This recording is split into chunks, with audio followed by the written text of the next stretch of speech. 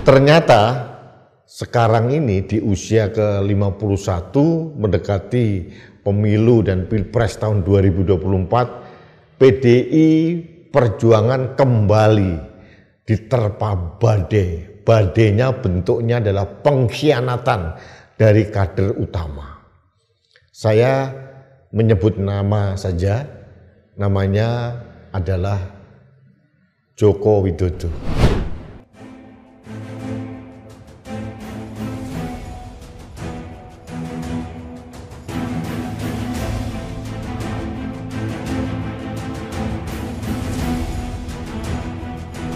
Halo sahabat Indonesia, kita bertemu kembali dalam Opini Rudi. Sahabat Indonesia, hari ini tanggal 10 Januari 2024. PDI Perjuangan merayakan hari jadinya yang ke-51. Sekedar review saja bahwa PDI Perjuangan itu sebuah partai hasil fusi yang didirikan pada tanggal 10 Januari 1973. Waktu itu namanya hanya PDI, Partai Demokrasi Indonesia. Kemudian dengan berbagai gejolak politik dan berbagai dinamika yang ada, akhirnya tanggal 18 Februari 1999 PDI berubah rupa, berubah nama menjadi PDI Perjuangan. Dan hari ini elit PDI Perjuangan memperingati mulai berdirinya PDI 51 tahun yang lalu. Partai ini adalah partai yang tertua di Indonesia kalau dibandingkan dengan partai-partai yang ada.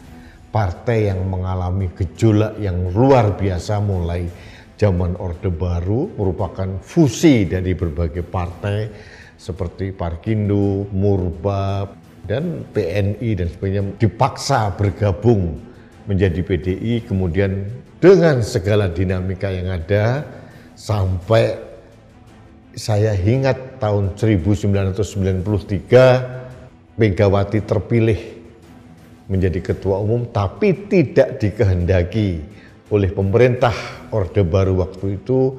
Akhirnya terus dikecam dan sebagainya. Akhirnya diadakan Munas kembali di Medan tahun 1996 dan terpilihlah Suryadi menjadi ketua umum PDI tandingan. Lalu bergejolak terus. Puncaknya terjadi tanggal 27 Juli 1996. Sekretariat PDI di Jalan Diponegoro diserbu oleh orang-orang berambut cepak yang didandani pakai pita merah menyerbu dan ada korban jiwa, dan itu sering disebut sebagai kuda tuli. Kerusuhan 27 Juli tahun 96 waktu itu. Perubahan politik dari Orde Baru yang tumbang tahun 1998 kemudian membuat PDIP bangkit kembali dan bersalin rupa menjadi PDIP tahun 99 waktu itu. Megawati menjadi pemimpin dan pada pemilu tahun 99 PDIP menjadi pemenang pemilu. Mereka mendapatkan kursi 130 di DPR pada waktu itu dan menghantarkan Megawati hanya sebagai wapres tapi kemudian menjadi presiden berikutnya dalam gejolak politik yang sangat-sangat tragis waktu itu. Dan pada saat pilpres pertama yang dipilih langsung oleh rakyat tahun 2004, Megawati yang pada waktu itu incumbent kalah oleh pasangan SBY dan Yusuf Kala. PDI Perjuangan adalah satu-satunya partai yang mengalami hantaman badai yang luar biasa. Dan ternyata sekarang ini di usia ke-51 mendekati pemilu dan pilpres tahun 2024, PDI Perjuangan kembali diterpa badai. Badainya bentuknya adalah pengkhianatan dari kader utama. Saya menyebut nama saja, Namanya adalah Joko Widodo. Jokowi adalah kader utama yang dikader dari bawah oleh PDIP menjadi wali kota Solo 2 periode, kemudian diangkat kembali menjadi gubernur DKI Jakarta, kemudian diangkat kembali 2 kali menjadi calon presiden terpilih. Bukan hanya Pak Jokowi yang dimuliakan oleh PDI Perjuangan, tapi juga anak dan menantu Jokowi dimuliakan juga oleh PDI Perjuangan menjadi wali kota Solo dan wali kota Medan. Ada 7 kemewahan, kemuliaan yang diberikan PDI Perjuangan kepada keluarga Jokowi. Hasilnya adalah pengkhianatan. PDI Perjuangan ditinggal dalam Pilpres tahun 2024 karena apa? Karena Pak Jokowi mempunyai agenda tersendiri dan sekarang terang benderang Pak Jokowi mendukung paslon nomor 2 Prabowo dan Gibran karena Gibran adalah anak sulung dari Jokowi. Jadi sekarang sudah menjadi rahasia umum, sudah terang benderang, telanjang, presiden tidak netral, tapi berpihak kepada Prabowo dan anaknya Gibran.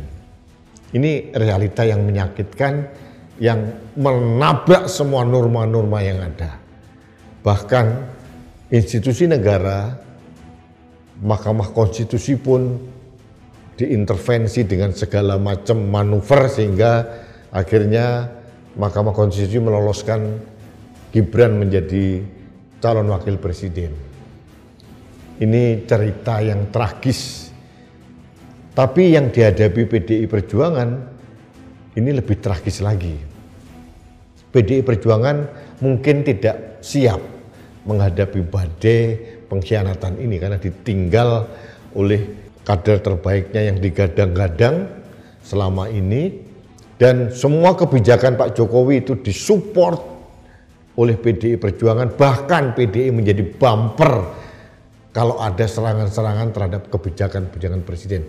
Hasilnya seperti maling kundang, seorang anak yang mengkhianati ibunya. Ini analogi yang menurut saya sangat tepat. Tapi saya punya keyakinan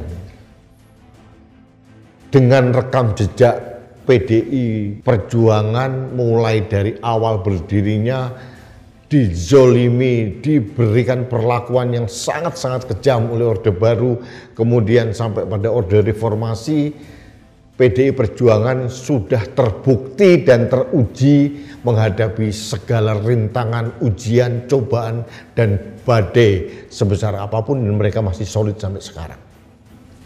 Saya mempunyai keyakinan kuat menghadapi badai pengkhianatan pun yang terjadi saat ini, PDI tetap akan tegar.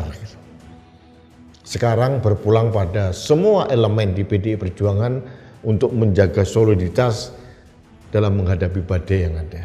Saya meskipun bukan anggota PDI Perjuangan, bukan kader PDI Perjuangan, tapi saya mempunyai kepentingan agar PDI Perjuangan ini bisa menjadi pemenang pemilu berikutnya, bisa mencapai hat-trick kemenangan 3 kali berturut-turut mulai tahun 2014, 2019, dan insya Allah nanti tahun 2024. Mengapa saya mempunyai keyakinan dan keinginan seperti itu? Karena bagi saya sekarang PDI Perjuangan, suka atau tidak suka, dengan segala kelebihan dan kelemahannya, adalah soko guru perpolitikan Indonesia yang paling vital. PDI Perjuangan adalah soko guru utama penjaga demokrasi di Indonesia saat ini. Saya ingat beberapa bulan yang lalu atau mungkin setahun setengah yang lalu, pada saat ada seseorang yang ingin mempertahankan kekuasaannya dengan membuat manuver presiden bisa menjabat 3 periode, PDI Perjuangan, partai yang paling gigih menentang upaya untuk merubah konstitusi yang ada. Karena konstitusi kita itu hanya mengamanatkan presiden paling lama 2 kali dalam masa jabatannya. Kemudian ada lagi, pada saat yang berkuasa ingin memperpanjang jabatannya dengan segala macam alasan yang dibuat-buat, PDI Perjuanganlah partai yang menghadang keinginan liar ini. Artinya saya mengatakan bahwa PDI Perjuangan adalah sosok guru untuk menjaga konstitusi kita. Makanya saya berharap PDI Perjuangan tetap menjadi pemenang pemilu, agar konstitusi Republik Indonesia dapat kita jaga dengan teguh. Karena apapun terjadi, bahwa partai itu memegang peran vital dalam perpolitikan di Indonesia ini. Saya punya keyakinan PDI akan mampu mengatasi badai yang menghadang saat ini. Karena bagi saya ini ujian tidak sebesar yang dialami oleh Megawati dan PDI semasa Orde Baru. Jadi bagi saya ini uji nyali kekuatan dari PDI, uji kesulitan dari PDI dalam menghadapi badai yang menghadang saat ini. Dan PDI Perjuangan adalah sebuah partai yang mempunyai ideologi yang jelas, ideologi nasionalisme yang menjaga 4 pilar kebangsaan kita: Pancasila, Undang-Undang Dasar 1945, NKRI, dan Bhinneka Tunggal Ika. Itu yang dijaga oleh PDI Perjuangan. Saya berharap PDI tetap menghadapi ujian dan cobaan ini dengan tegar, solid, kompak, termasuk kompak juga bersinergi dengan rakyat untuk memenangkan calon yang sudah diusung oleh PDI Perjuangan, yaitu Ganjar Pranowo dan Mahfud MD. Bagi saya, kemenangan Ganjar dan Mahfud dalam Pilpres tahun 2024 adalah upaya kita bersama untuk menjaga Indonesia. Dan itu diperlukan linier dengan kemenangan PDI Perjuangan di parlemen. Itu menurut saya. Sekarang PDI mempunyai kursi sekitar 128 kursi di parlemen. Di tingkat provinsi, PDI mempunyai kursi sekitar 418. Di tingkat kabupaten kota, PDI mempunyai kursi atau anggota di parlemen kabupaten kota sekitar 2.800 lebih. Ini modal dasar yang kuat agar PDI Perjuangan kembali merebut kursi yang ada, kalau memungkinkan ditambah, dan menjadi pemenang kembali untuk menjaga marwah konstitusi dan marwah 4 pilar kebangsaan kita. Jadi sekali lagi, sahabat Indonesia, pada kesempatan ini sebagai rakyat, saya mengucapkan selamat ulang tahun kepada PDI Perjuangan, tetap solid, kompak menghadapi badai yang menghadang, dan saya mempunyai keyakinan yang sangat kuat. Secepat apapun pengkhianatan, kebohongan, keculasan, kejahatan berlari, kebenaran pasti akan melampauinya. Itu keyakinan saya.